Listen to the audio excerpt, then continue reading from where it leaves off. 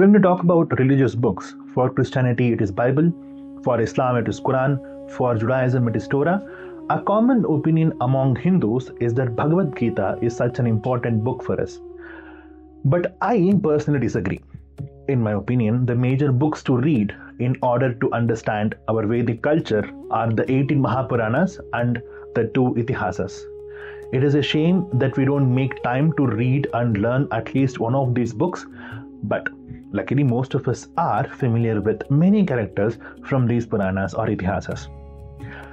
Unfortunately, many content creators and authors and other public figures greatly misuse this gap in our knowledge to propagate stories that they themselves have never read or understood for that matter. This has been a pet peeve of mine, so to bridge this gap, I am starting this Patra Parichaya series, an easier attempt to dive deep into our Puranic characters to learn more about them and understand them. This is the first episode of the series, and I want to start with a simple question. Learning who are the 33 Devatas in Hinduism, and among them, who are the Vasus. Namaste, I am Pawan Kumar Sharma. Welcome to Vrukodara Speaks.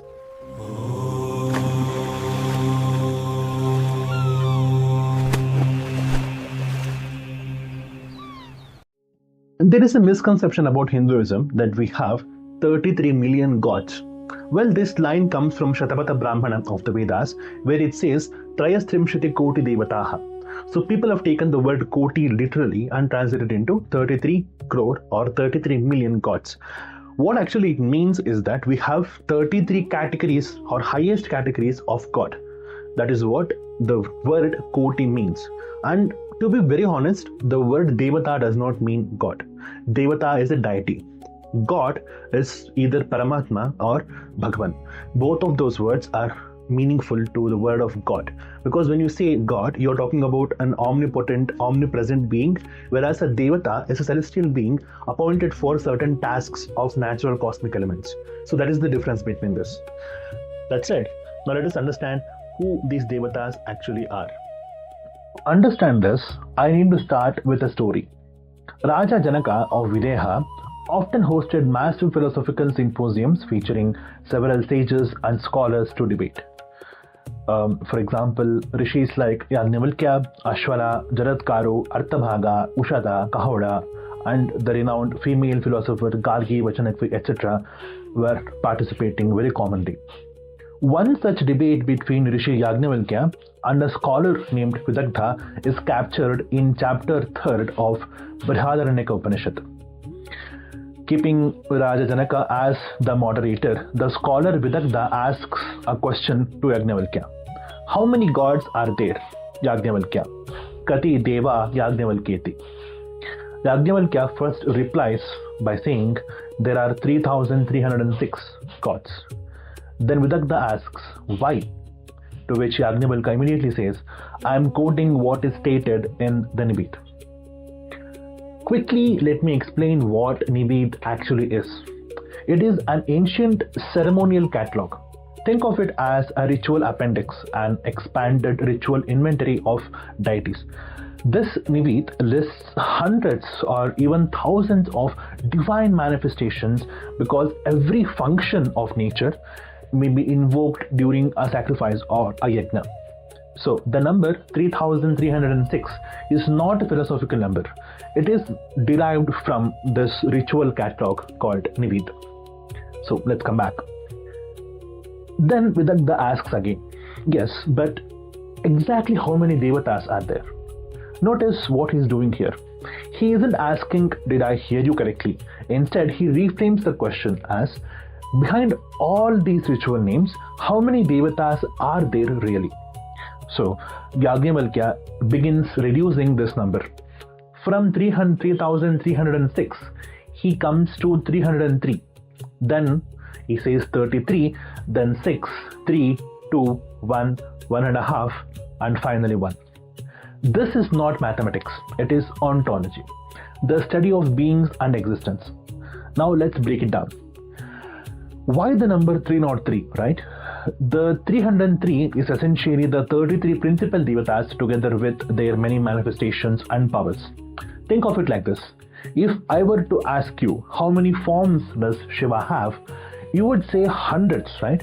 If I ask you again, really, how many forms are there for Shiva, you would probably say, let's say 5. That being Sadyojata, Vamadeva, Aghora, Tatpurusha and Ishara, which is well known to all of us. If I press more, you would start including every possible avatar of Shiva, from Veerabhadra to Bhairava to Ayyanar to Ayyappan, Sharabha, Anjaneya and so on. But in reality, it is just one Sadashiva manifesting as all of these forms, correct? Let me draw a parallel here. One Sadashiva has the 5 forms, right? From these 5 forms, Shiva can expand into hundreds of manifestations because Sarvam Shivamayam. To be honest, all are true. They simply operate at different levels of abstraction, that's all. So, that's exactly how 33 Devatas can be 3,306 manifestations or 303 forms. But they are boiled down to these 33 principal deities. So, who are the 33 Devatas then? Is the question, right? To which Yajnavalkya says, the 33 Devatas are divided as of this. The 8 Vasus, 11 Rudras, 12 Adityas, 1 Indra and 1 Prajapati. This is the first place in the dialogue where Yajnavalkya stops listing ritual diversity and begins describing the fundamental structure of the cosmos as described in the Vedas. Now Yajnavalkya compresses even further from 33. He goes to 6. These 6 are commonly understood as the 6 great cosmic domains. That is Dyaus, which is sky, Agni, which is fire, Vayu, that is air, Teja, that is light, Akasha, that is space, and Prithvi, which is earth. Then it is 3, which is much easier to understand. Yajnavalkya reduces everything known into the 3 realms, which are Prithvi, that is earth, Akasha, that is space, and Dyaus, that is sky. Everything material or ethereal belongs to one of these realms. This even reflects in the Vedic cosmology, but I would probably take more time to go in depth about these, so we will park this particular topic for the future videos. That being said, let us come back to the discussion of Yajnavalkya, where Yajnavalkya continues to go into metaphysics. So from 6 to 3 he has moved. From 3 he says it is 2. The 2 are Anna and Prana, that is matter and life. Everything tangible is matter, anything beyond that is called as life. He then says it is just 1.5, for which Vidagdha asks, what is this 1.5? To which Yajnavalkya replies, air. Vayu, which is also known as air, right? So this air is 1.5 because Vayu moves between both matter and life. It connects both of them and exceeds one without becoming the two. Vayu is the mediating principle that animates and links all life. Thus, in Dvaita, as we know, Vayu is called as Jivottama. But that's a different conversation altogether. Then comes the climax. What is this one? To which Yajnavalkya answers, it is prana.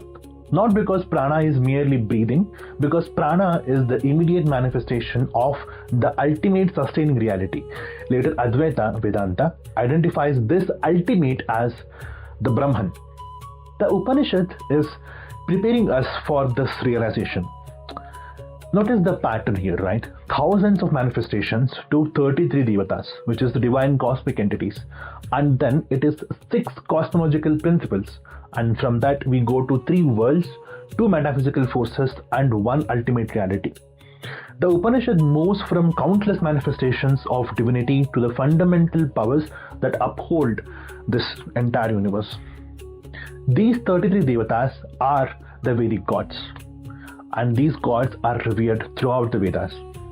The first group among them that Yajnavalkya explains are the 8 Vasus or the Ashta Vasus. This is our today's topic. Who are the Ashta Vasus, the 8 cosmic entities who rule us every day? To learn more about the Vasus, we need to look at the Puranas. Specifically for this video, I referred to Vishnu Purana, the Vayu Purana and the Bhagavata Puranas. So these are the sources. The story begins at the creation. For a Shaiva, it is Maheshwara, for a Vaishnava, it is Narayana, and for a Shakta, it is Adishakti. Whichever god you believe in Puranas, we refer to all of them as the origin. From this divine energy came a golden egg. On the side note, I have to say this, you two are familiar with the Shiva Purana or Linga Purana for that matter, where it says Vishnu and Brahma emerged from the fiery pillar of Shiva, or in the Bhagavata Purana as we read, Brahma emerges from the navel or the nabhi of Vishnu, of Garbhodasayaki Vishnu. Both of those accounts are true in its own Purana. I am merely generalizing the story of creation as given in most of the Mahabharatas, so we can understand the story much easier. From this point of view, golden egg emerged, right? So from this comes Hiranyagarbha, also known as Brahma, the cosmic creator of the entire manifested universe. When Brahma started creation, he initiates. He first created the first 4 Kumaras, that is Sanaka, Sanandana, Sanatana and Sanat Kumara. However, they refused to procreate, preferring a path of perpetual celibacy and took up sannyasa. To ensure the universe could expand and populate, Brahma focused his cosmic energy, his intelligence and his thoughts to produce a secondary layer of creators, and these creators are called as Prajapatis. Because they were generally created by the pure mental concentration rather than the physical union, they are revered as the Manasa Putras, mind sons of Brahma. Quite an interesting title, I would say. From what we read in the Puranas or in few sections of the Rig Veda, such as Nasadiya Sukta or Purusha Sukta, about which I made an entire video about the Yajna process, or even the Puranas, we can learn that once emerged from the golden egg, Brahma performs a cosmic yajna, where he creates these Prajapatis from certain parts of his body. So, mind creation, right? Among them, the most prominent and well-known Prajapati is Daksha. He was manifested from Brahma's thumb, right thumb to be very precise. Daksha literally means skill, competence and capacity. So his role in creation has been incredibly vital, to say the least. And of course you will learn why very soon. Different Puranas recall separate accounts of Daksha. But to simplify, we understand that Daksha was born twice. The first of his birth was from Brahma's thumb, and after the infamous Daksha Yajna episode where Veerabhadra cuts off his head, later he is reborn to Prince Prachetas and Marisha, once again as Daksha to populate the earth. So, Daksha, son of Brahma, is the father of Sati Devi, whereas Daksha, son of Prachetas, fathers many children, including the 27 nakshatras. It is this later Daksha that we are talking about in this video. I will create a separate Patra Parichaya episode on Prajapatis, where I will cover this very interesting story of how Daksha died. The whole story of Sati Devi, Shiva's marriage to her, and all of this. The Prachetas were a group of 10 exceptional princes who were ordered by their father Raja Prithu to populate the expanding earth. They submerged themselves for years to perform rigorous penance and meditate upon Lord Mahavishnu. Pleased with their intense devotion, Vishnu granted them the boon of becoming the great progenitors of mankind. They marry Marisha, the daughter of Rishi Kandu, and Apsara Pramalocha. From their union, Daksha was reborn. This Daksha marries Asikini, the daughter of Virana. Asikini and Daksha had 5,000 sons called as Haryashvas. To be honest, the number is actually exaggerated in my opinion, but I will let you to be the judge here. Daksha probably orders his firstborn sons to marry and populate the earth. As it happens, Haryashvas encounter Devarshi Narada, where Narada interrupts Haryashvas in their search for marriage and asks a simple question that makes them rethink the whole aspect of marriage. He asks, "You kids are very naive to take up this responsibility of marriage. Have you ever seen the length and breadth of this world? Yet you are so eager to populate it." Hiranyagarbhas were moved by this question and took a vow to travel and experience the world before they bear children. As they start traveling, it's not known what happened to them, but they couldn't accomplish the mission given by their father. Disappointed, Daksha and Asikini once again tried to have children. Then Asikini gave birth to Shabalashvas, 1,000 of them. Similar to their elder brothers, even Shabalashvas encounter Devarshi Narada. They also acknowledge the validity of Narada's question and disappear just like their elder brothers. Infuriated by the loss of his children, in anger, Daksha cursed Narada to be an eternal wanderer. And this is the Narada that we know today in the Puranas. To fulfill their duty in populating earth, Daksha and Asikini bore 60 daughters. I guess even they realized having 60 daughters is much better than having 6,000 sons who don't listen to them. Anyway, among these 60 daughters, 10 of his daughters are married to Dharmadeva. Dharmadeva is the physical form or a concept of righteousness, or we call it as Dharma. 13 of Daksha's daughters are married to Rishi Kashyapa. 27 of Daksha's daughters are married to Chandradeva, or the god of moon. 4 of Daksha's daughters are married to Arishtanimi, whereas 2 of his daughters are married to Rishi Angirasa. And finally, the last 2 out of 60 daughters of Daksha are married to Rishi Krishava. Out of all of them, in this video, we are only focusing on the first 10 daughters of Daksha. That is Vishwa, Sadhya, Marutvati, Vasu, Bhanu, Muhurta, Lamba, Yami, Arundhati and Sankalpa. As we know, they are married to the physical representation of the cosmic order itself, that being Dharmadeva. So among the 10 first daughters of Daksha, the first, Vishwa, gave birth to Vishwadevas, a universal deity invoked in the Vedic rituals. Vishwadevas collected to represent the universal divine powers. So children of Sadhya are called as Sadhyas, a class of celestial beings associated with perfection and meditation. These are the gods that are placed in between Devatas and Rishis.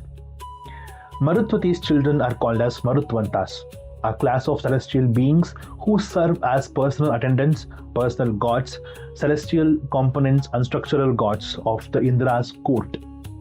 Bhanu gave birth to Bhanus, deities associated with the radiance and the presiding powers of the divisions of time called as Muhurtas. Speaking of Muhurta, daughter of Daksha was called as Muhurta, who gave birth to Muhurtas, personification of the 30 sacred divisions of the day used in ritual timing and in astrology. Lamba's son is called as Ghosa, a lesser known divinity. He is a cosmic personification of the sound or voice, reverberation and echoes. So if you ever heard echo, it is because of Ghosa.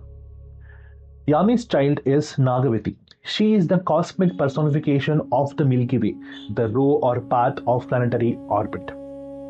Arundhati's children are the divisions of the earth called as Prithvi Vibedha.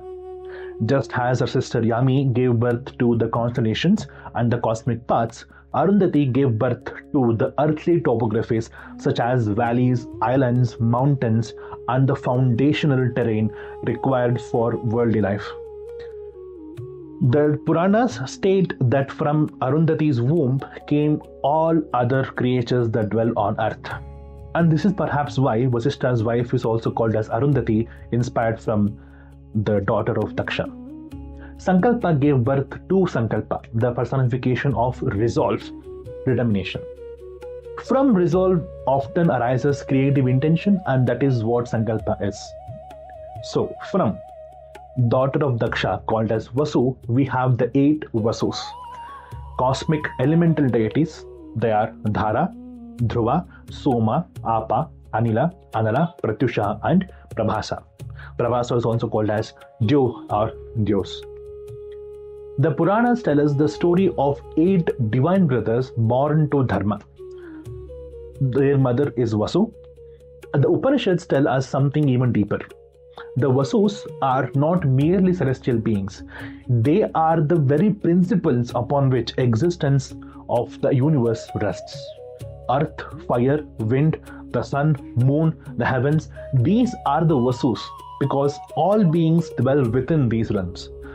The Puranic stories are not replacing the Vedic vision. They are giving personalities to the cosmic principles, which are already revealed in the Vedas.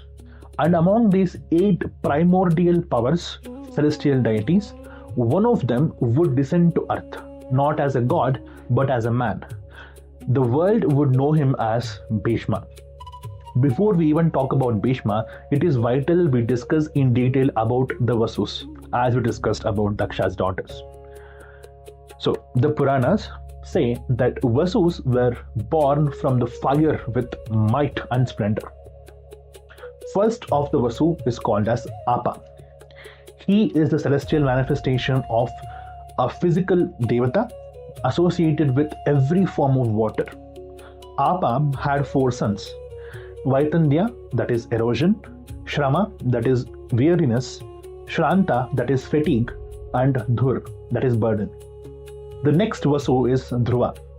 He personifies the invisible grid that holds the universe together. He represents the cosmic law of inertia and structural stability. He is the counter force to the chaos. He ensures that once the universe is created, it does not immediately collapse or drift apart. Dhruva's son is called Kala, a physical manifestation of the time itself. Then comes Soma, who is the physical manifestation of the universal principle of nourishment, cooling, and rejuvenation.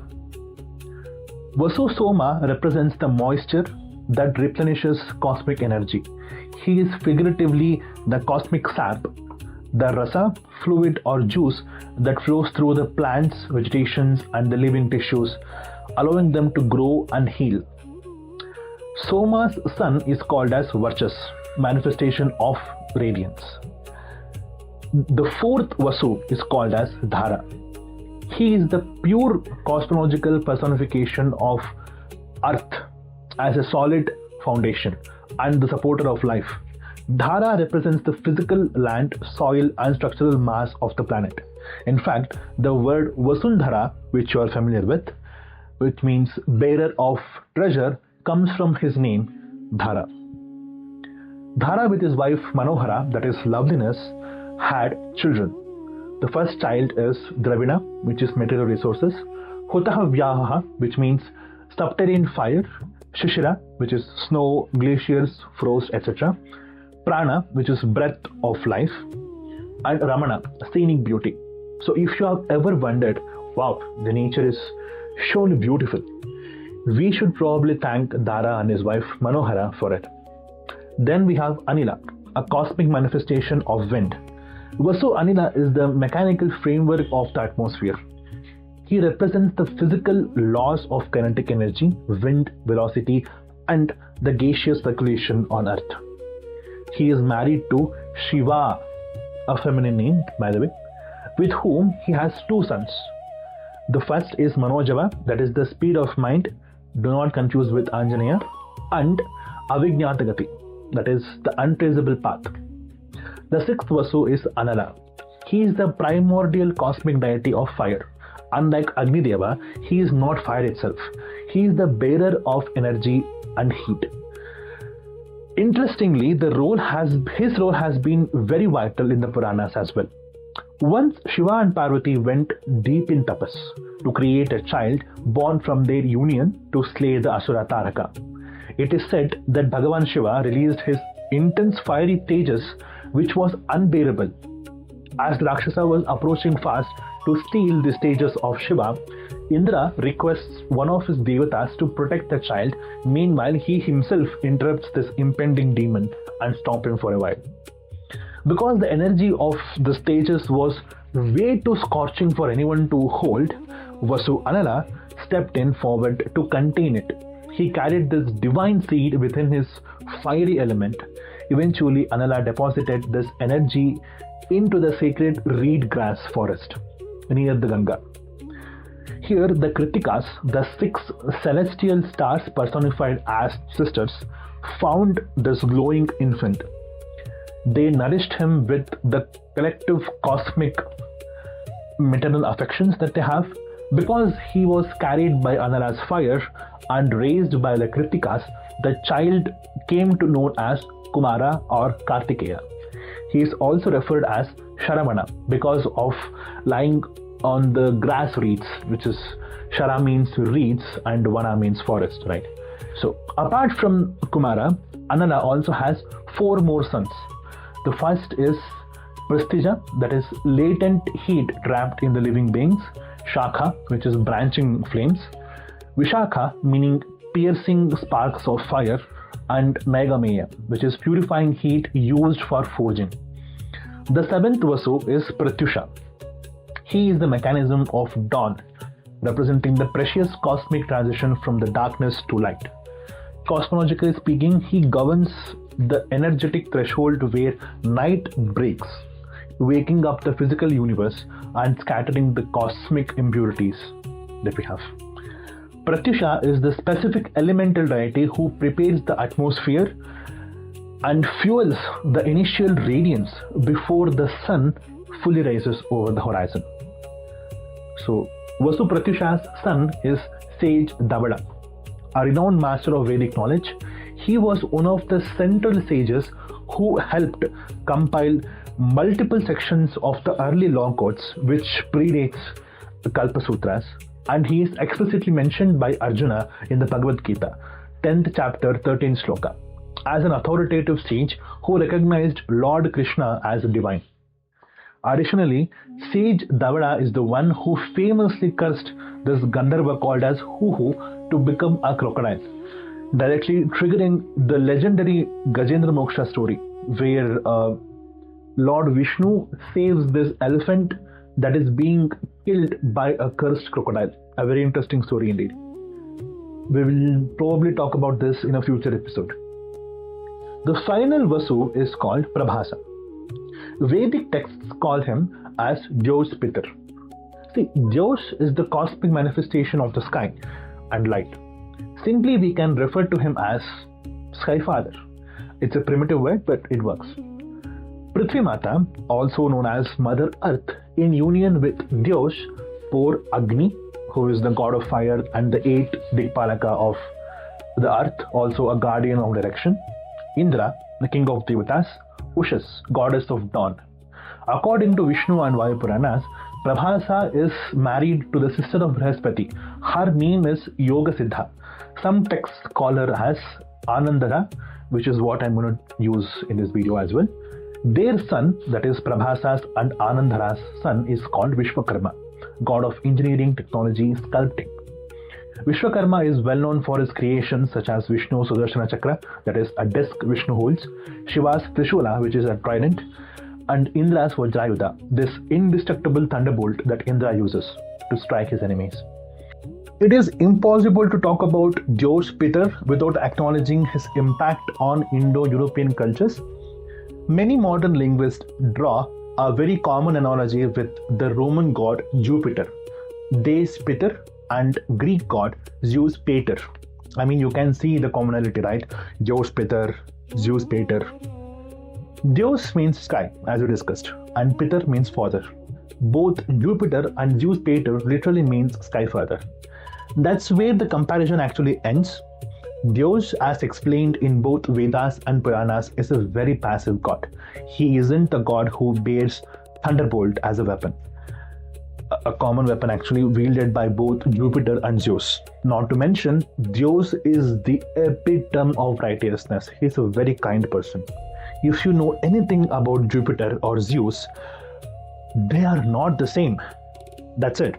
One cannot talk about the Vasu Dyaus without acknowledging Bhishma. Once, the 8 Vasu brothers go out with their wives on a vihara, a leisurely stroll.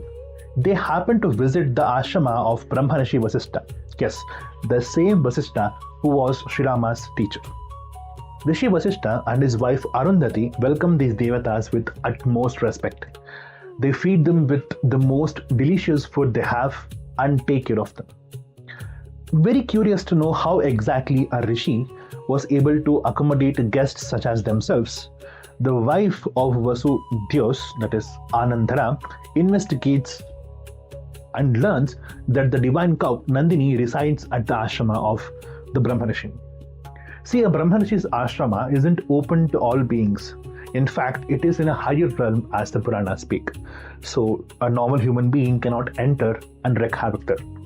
Many sages and yogis reside in this ashrama, which means they require more resources. So, Indra gifted Kamadenu's daughter Nandini to Rishi Vasishtha, making sure that the ashrama can function with the constant yajna and offerings, where yogis and sages can live without any problems because they require resources.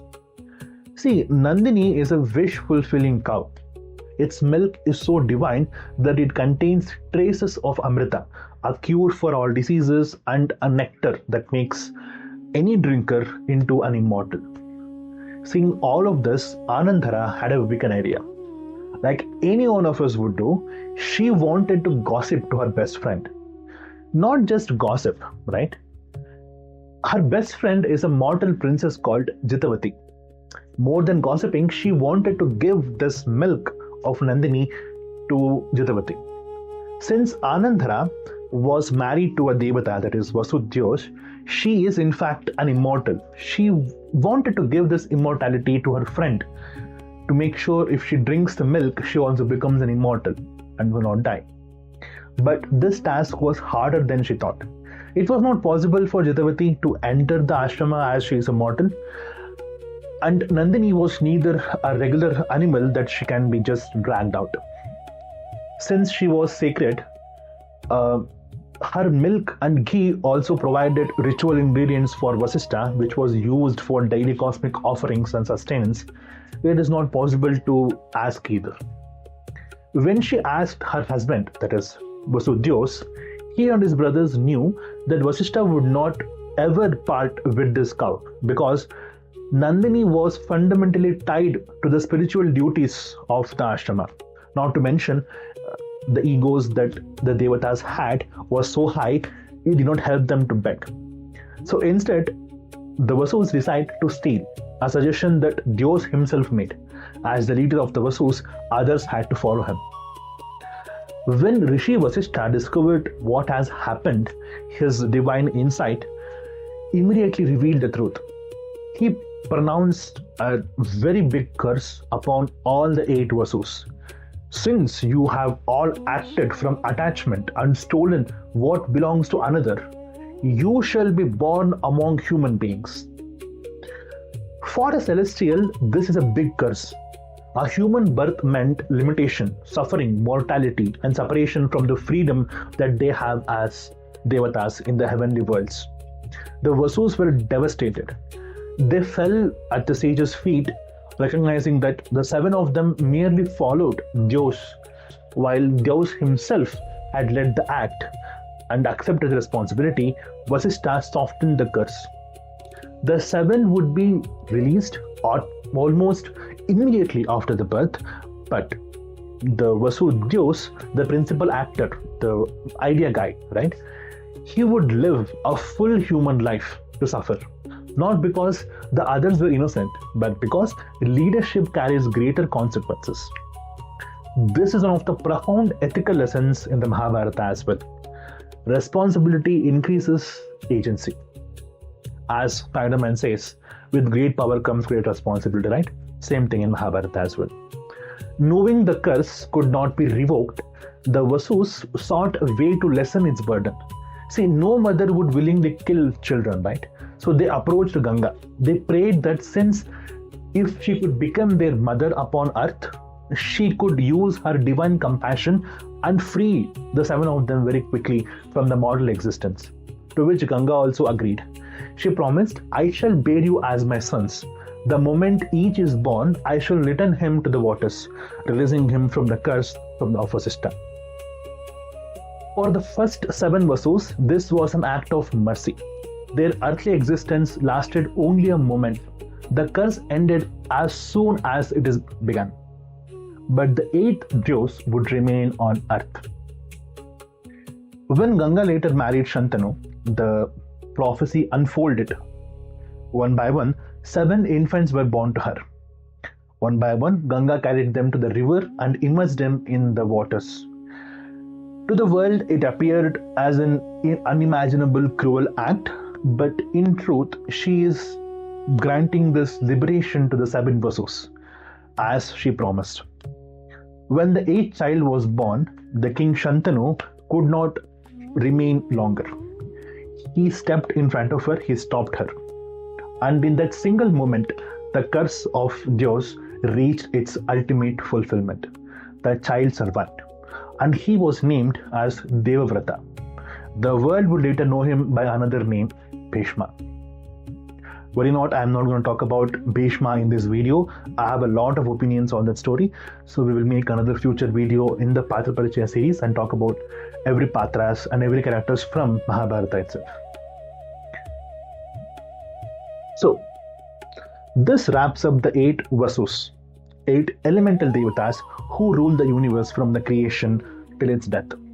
And perhaps that is why the Vedas call these gods as Vasu. Not because they are merely 8 celestial beings, but because they possess the extraordinary powers to create the cosmic entities. Everything that we know in the world dwells in them. The earth beneath our feet, the waters that sustain our life, the fire that transforms us, the wind that gives us breath, the moon that governs the cycles of earth, the light that illuminates us, the dawn that awakens us, and the celestial order that holds the universe together. Long before the Puranas gave them names, families, and stories, the Vedas saw them as the very foundations of existence. See, the Puranas did not replace this vision of Vedas, by the way. They just made it personal to us. They gave cosmic principles a face. They gave philosophy a family. They gave Dharma a story. Whether you believe in the Puranas or you like the Vedas, it is up to you. And perhaps no story captures this better than the Bhishma. Among the 8 Vasus, only one remains on earth. He bears the full weight of the sage's curse. Yet what appears to be a punishment in the beginning became one of the greatest lives recorded in the Mahabharata. Through Bhishma, Maharshi Vyasa reminds us that even the highest Devatas are not above Dharma. Greatness is not freedom from consequence. It is the willingness to uphold Dharma even when the consequences must be endured. The next time when you hear the name Bhishma, I hope you remember that he was not merely the grand old sire of the Kuru dynasty. He was one of the cosmic powers upon whom the universe itself was said to rest. And perhaps that is the greatest lesson of the Ashta Vasus. The Vedas teach us to see the universe as sacred. The Puranas teach us to know that the sacredness by its name. Thank you so much for joining me in this video, in this episode of Patra Parichaya. It's my first episode to introduce this series to you. In the next episode, we will continue uncovering and talking about most unforgotten personalities, Devatas and philosophies of our history and Puranas from the scriptures. Until then, remember, Dharmo eva hato hanti, dharmo rashita rakshitaha.